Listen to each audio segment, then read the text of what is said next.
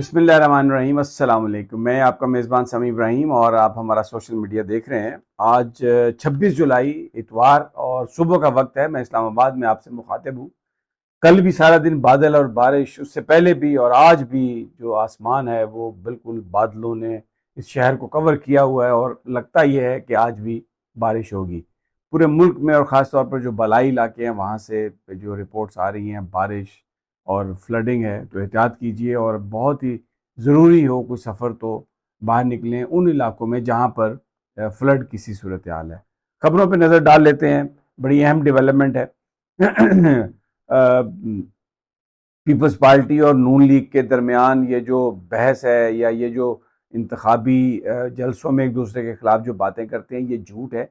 ये सिर्फ लोगों को दिखाने के लिए। मैं आपको आज सबूत दूंगा, वो वीडियो दिखाऊंगा जिसमें राना सनाउल्लाह और हसन मुर्तज़ा दोनों ये तस्लीम कर रहे हैं कि जो जलसों में हम बात करते हैं ये सिर्फ लोगों को मामू बनाने के लिए है और हकीकी हमारी दुश्मन तहरीक इंसाफ है, क्योंकि वो हमारे साथ बैठने के लिए तैयार नहीं है, वो मुनाफिकत नहीं कर रही और वो वाकई तब्दीली की बात करते हैं। इनडायरेक्टली इसका ये मतलब है।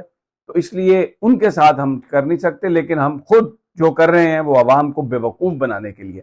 ये मैं आपको पूरे सबूतों के साथ फुटेज दिखाऊंगा। लेकिन आगाज जो है वो बड़ी जो एक अलार्मिंग सिचुएशन है। कश्मीर, कायद आजम ने कहा था पाकिस्तान की शहरग है, और जो पिछले 2 महीनों से ऑलमोस्ट तकरीबन 1.5 महीने से जो कुछ वहां पर हो रहा है उससे हर पाकिस्तानी का दिल दुखा हुआ है। और ये बेहतर होता अगर कोई मुज़ाकरात होते, कुछ चीज़ें कामयाब होती, लेकिन अब सूरत हाल बहुत ही गंभीर हो गई है। यानी कल 27 तारीख को मीरपुर में इलेक्शन का ऐलान है। मीरपुर डिवीजन में 3 अजला में, और एक्शन कमेटी ने रात मुजफ्फराबाद की तरफ लॉन्ग मार्च का ऐलान कर दिया। आज कोटली और मीरपुर से काफिले निकल के रावलाकोट की तरफ जाएंगे और कल रावलाकोट से वो मुजफ्फराबाद की तरफ रवाना होंगे। और ये एक इंतहाई संगीन सूरत हाल है। मैं आपको 2 फुटेजेस दिखाता हूं। एक तो जैसे ही धरने का ऐलान, धरने में ये जब खबर पहुंची कि लॉन्ग मार्च हो रहा है, तो वहां पर जो जोशो खरोश था वो आप देखें, लोगों का जोशो खरोश। के साथ कहना पड़ता है, ये बात कहनी पड़ती है कि हमने आपसे आटा सस्ता मांगा, हमने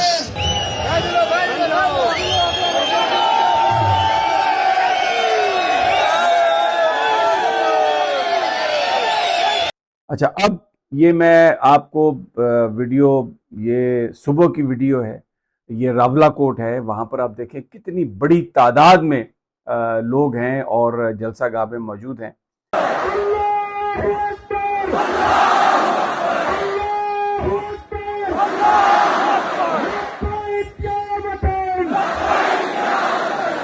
लेकिन सबसे जो इम्पोर्टेंट बात है, जो जिस पर तवज्जो हुक्मरानों को देनी चाहिए, और इसको ताकत के जरिए दबाना जो है वो मुनासिब नहीं है। कश्मीर एक डिस्प्यूटेड टेरिटरी है। हमारे दुश्मन को मौका मिलेगा कि वो इस सूरत हाल को इस्तेमाल कर सके, लेकिन और फिर आप इस सूरत हाल को जब भारत इस्तेमाल करता है तो आप उसको अवामी एक्शन कमेटी या जो हुकूमत से मुतालबा कर रहे हैं उनको आप मुर्द इल्ज़ाम ठहराते हैं। हमारे नेशनल मीडिया पर कैंपेन्स चला रखी हैं कि जी इसमें रा इन्वॉल्व हो गई है और ये अवामी एक्शन कमेटी के उनके साथ ताल्लुकात हैं। ये गलत है, ये मत करें। आपको इससे वापस आना पड़ेगा।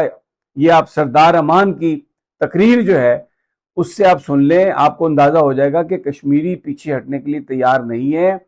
अपने मुतालबात से मुहाजिरीन की नशिस्तें आपको ख़त्म करना पड़ेंगी। ये वो बिल्कुल जो बयानिया हुकूमत का, वो उसको मानने के लिए तैयार नहीं है। ताकत के जरिए आप जीत नहीं सकते। 1.5 महीना हो गया। तो ये जरा सरदार अमान की आप तकरीर सुने, आपको अंदाजा होगा कि वो लोग क्या सोच रहे हैं।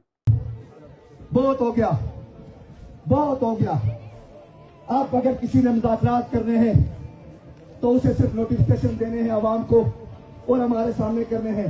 बाकी आप कोई भी बंदा रास्ते की रुकावट नहीं होना चाहिए और आगे बढ़ना चाहिए। हर सूरत में हमें आगे बढ़ना चाहिए और इस मसले की तरफ जाना चाहिए।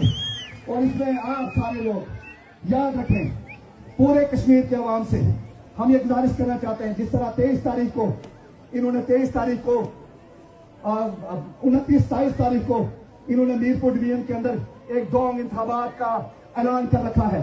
मैं यहां से आवाम से कहता हूं, पूरी जिम्मेदारी से कहता हूं, कोई जरूरत नहीं है इन इंतखाबात की, ये बोगस इंतखाबात है, हम इन्हें मुस्तरद करते हैं। और सबसे बढ़ के हमारा इन इंतखाबात से बाइकाट है। जब तक अवाम को वोट कार्ड नहीं मिलता तब तक बाइकाट है। और पूरे कश्मीर के अंदर हमारा बाइकाट है। मैं उनसे कहना चाहता हूँ, पूरे मीरपुर डिवीजन के अवाम से कहना चाहता हूँ, बहनों से, भाइयों से, बुजुर्गों से, बच्चों से कहना चाहता हूँ कि 27 तारीख को सड़कों पर निकलिए। उससे पहले अगर मार्च की काल पहले होगी, वहां से निकलिए और इस मार्च का हिस्सा बनिए। इस मार्च का हिस्सा बनिए। ये मार्च यहाँ से आगे बढ़े तो अब हुकूमत से पहले कोई जरूरत नहीं है इस चोर हुकूमत की जो मुजफ्फराबाद में बैठी हुई है। कोई जरूरत नहीं है इन चोरों की, मकारों की। कश्मीर के अवाम को इनकी कोई जरूरत नहीं है। हमें आगे बढ़ना है और हर सूरत हमें आगे बढ़ना है।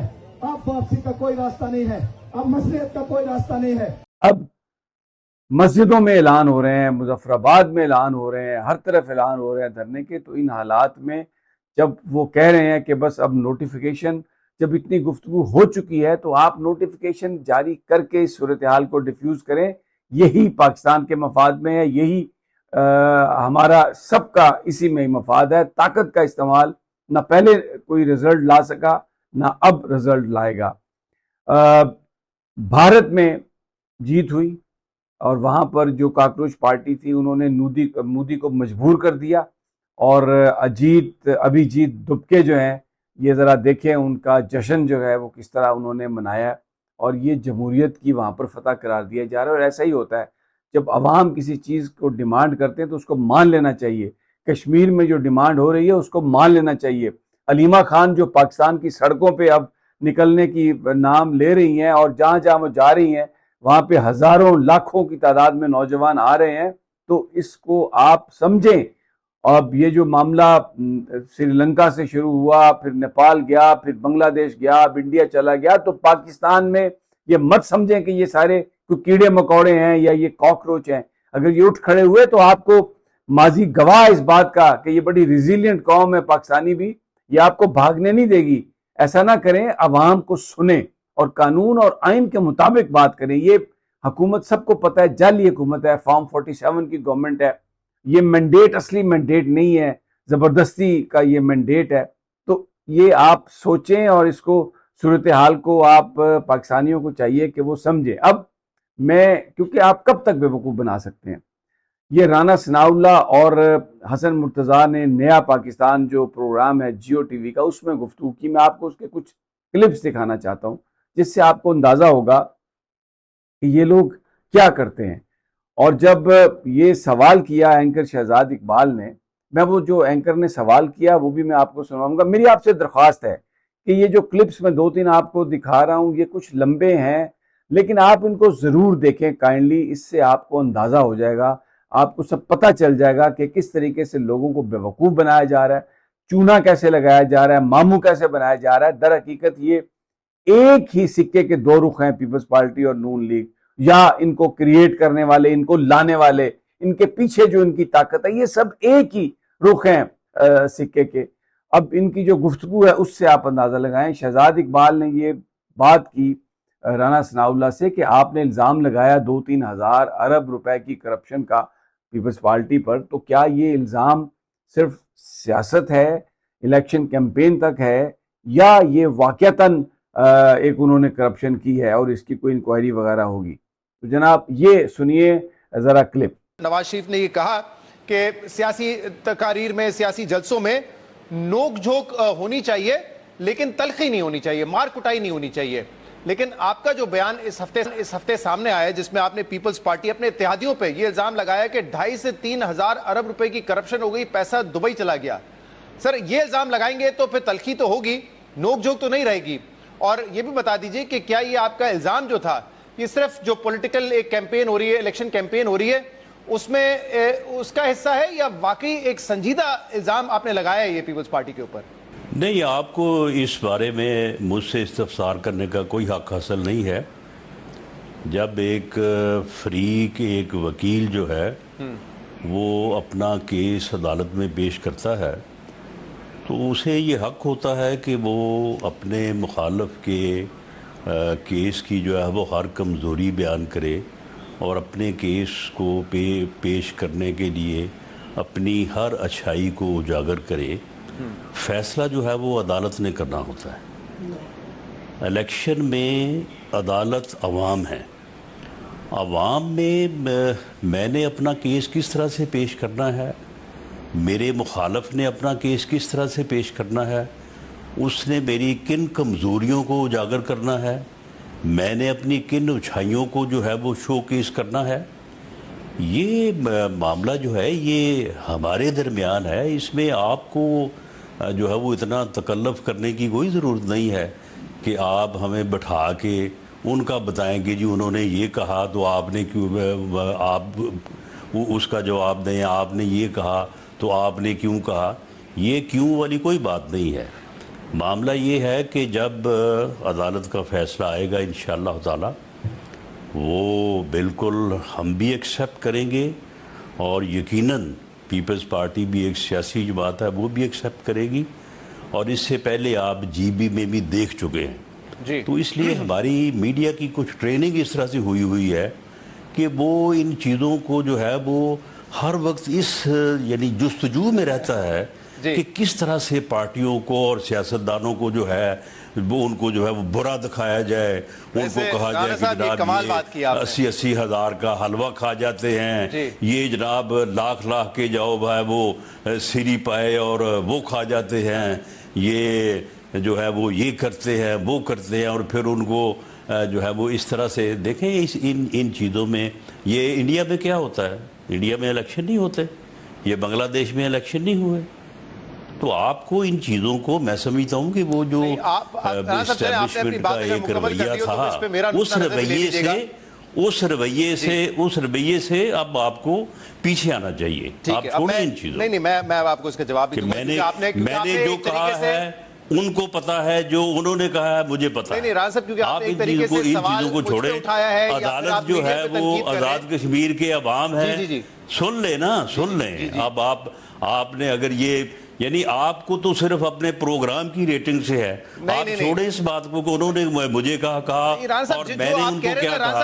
अदालत जो है वो आजाद कश्मीर के अवाम है, जो फैसला करेंगे वो भी एक्सेप्ट करेंगे, मैं भी करूंगा। अच्छा, अब आपने ये देखा इसमें उनकी क्या गुफ्तगू थी। उनकी यही गुफ्तगू थी कि बिल्कुल ये एक इलेक्शन का स्टंट है और आपको मीडिया को ये हक ही नहीं है कि वो हमसे ये सवाल करे। अब बात यहाँ तक पहुँच गई है, पूरी दुनिया में, अमेरिका में, यूरोप में जब इलेक्शंस होते हैं तो मीडिया मुज़ाकरात करवाता है, मीडिया डायलॉग करवाता है, मीडिया दोनों तीनों जमातों को, उम्मीदवारों को आमने सामने बिठाकर उनका मौक़िफ़ सुनता है मुख्तलिफ चीज़ों पर, ताकि लोग सही अंदाजा कर सकें। लेकिन यहाँ पर अब राना सनाउल्लाह ने कहा, आपने सुना कि आपको इख्तियार किया, फिर उसके बाद उन्होंने ये बात कही, गुफ्तगू की कि ये सब कुछ जो आप कर रहे हैं माजी में आप करते रहे हैं, अपने रवैयों को तब्दील करें, आप एस्टेब्लिशमेंट के कहने पे ये करते रहे हैं। तो अब क्या है क्या नहीं ये आप जरा खुद सुन लें, आपको इसकी समझ आ जाएगी। नहीं, सुन लें, डिस्कशन होने दें जी, लेकिन आप मुझको जवाब दे नहीं ठहरा सकते। वो आपकी मर्जी है। मुझे आप सामने बैठा के ये वो आपकी आप मर्जी, इसका आप जवाब दें ना। आप बिलावल को या उनकी पार्टी के किसी आदमी को मेरे सामने बैठा के जवाब दे ठहरा सकते हैं। ये जो मामला है ये इन चीजों से आपको पीछे हटना चाहिए। आप छोड़ें आप इन बातों को। अब ये मीडिया ने यानी जो एस्टेब्लिशमेंट के कहने पे ये काम जो पिछले 10-15 साल किया ना, बस करें, अब जाने दें। अच्छा, अब पीपल्स पार्टी एक अपने आप को एक सियासी अवामी जमात का उसका दावा है। हसन मुर्तज़ा जिस तरीके से गुड़ी गुड़ी बातें कर रहे थे जनाब राना सनाउल्लाह, उसी तरीके की गुड़ी गुड़ी बातें आप देखें कि मेरे भाई हैं, अदब एहतराम का रिश्ता है, और जो वो कह रहे हैं वो दुरुस्त कह रहे हैं। सुने जरा ये इनको हसन मुर्तज़ा को। शहजाद साहब, गुजारिश ये है कि राना सनाउल्लाह साहब मेरे बड़े भाई हैं और एक बहुत ही एहतराम का रिश्ता है उनके साथ। एक उनकी मेरे साथ भी है, मेरे साथ भी बहुत है, आज पता नहीं क्या हो गया। मेरी गुजारिश को सुन ले जी। उन्होंने बिल्कुल सही कहा, और मैं ये वैसे ही अच्छा नहीं लगता था कि मैं राना साहब के सामने आके बैठा हूँ। मेरे चंद एक ऐसे काबिल एहतराम लोग हैं मेरी अपनी डिवीजन के अंदर, तो मैं खुद भी उन्हें फेस नहीं करना चाहता होता। बेशक हमारा डिफरेंट ओपिनियन है, हमारी मुख्तलिफ सियासी नजरियाती जमातें हैं, हम अपनी अपनी जमात के साथ खड़े हैं। जो इल्जामात पाकिस्तान पीपल्स पार्टी पे लगते हैं हम तो अपने आप को जवाबदेह समझते हैं। आप अगर मेरे से कोई सवाल करेंगे, मैं यकीनन उनका एहतराम अपनी जगह रखूंगा। ये कभी भी नहीं हो सकता कि मैं एहतराम छोड़ दूं या वो ना करूं। उनका एहतराम मलूज़े खातिर रखते हुए मैं अपनी जो पार्टी पोजीशन है या उसको डिफेंड करने के लिए मैं हर जगह जवाब दूंगी। मेरी तो कोई इनकारी नहीं है। संजीदा बयान है या इसको हम दरगुजर करें कि इलेक्शन कैंपेन का हिस्सा था, छोड़ें आगे बढ़ेंगे? नहीं नहीं नहीं नहीं, बात ये है कि आप जरूरत नहीं है, तो फिर आप चले। हाँ, वैसे आप सही कह रहे हैं, हसन साहब सही कह रहे हैं, समझ जाना चाहिए। सुन ले इशारा तो मिल गया हमें जी। हसन मुर्तजा से आप उसका यानी जवाब जो ले लें, वो सफाई दें या वो कोई आर्गूमेंट पेश करें। मामला ये है कि फैसला आज़ाद कश्मीर के अवाम करेंगे, वो ठीक है, जो फैसला को करेंगे। अब आप मुझे बताइए कि क्या सच है और क्या झूठ है। तो लोगों को इंतखाबी जलसों में एक दूसरे के खिलाफ बात करके बेवकूफ़ बनाया जाता है, एक हुकूमत का हिस्सा बन जाता है, दूसरा भी हुकूमत का हिस्सा है, फिर वो अपोजिशन में भी आ जाता है। मकसद सिर्फ लोगों को बेवकूफ़ बना के अपने इक़्तिदार को आगे चलाना है। लेकिन लोग बड़े समझदार हैं। ये जो कुछ जो कश्मीर में हो रहा है, जो अब KPK की सड़कों पर है, जो आगे पंजाब की सड़कों, सिंध की सड़कों पर भी आएगा, जो PTI तूफान ला रही है, इन हालात में बजाय इसके कि हुकूमत ताकत के बलबूते पर अपनी हमाकतों पर डटी रहे, अगर वो इसका संजीदगी से लोगों की जो जज्बात हैं उनको देखते हुए कोई बीच का रास्ता निकाल ले, तो सबके लिए विन विन सिचुएशन है। बहरहाल, मैं अगली वीडियो तक मुझे इजाज़त, इंशाल्लाह जल्द मुलाकात होती है। अल्लाह निगहबान।